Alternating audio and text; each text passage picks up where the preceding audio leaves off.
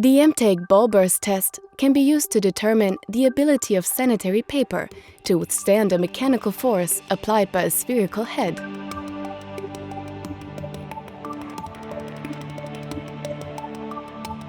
To optimize the tissue for taking measurements, samples are cut into 100 square centimeter circles with a sample punch.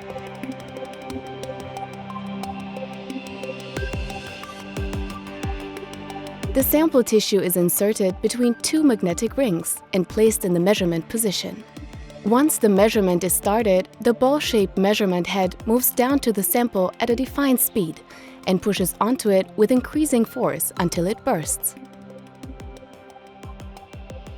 This test can be performed for both dry tissue and wet tissue.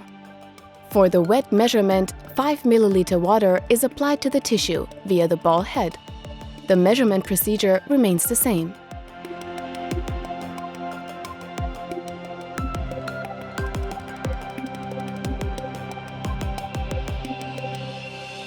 Results are given as the bursting strength in the form of maximum force in Newton. The higher the value, the stronger the resistance.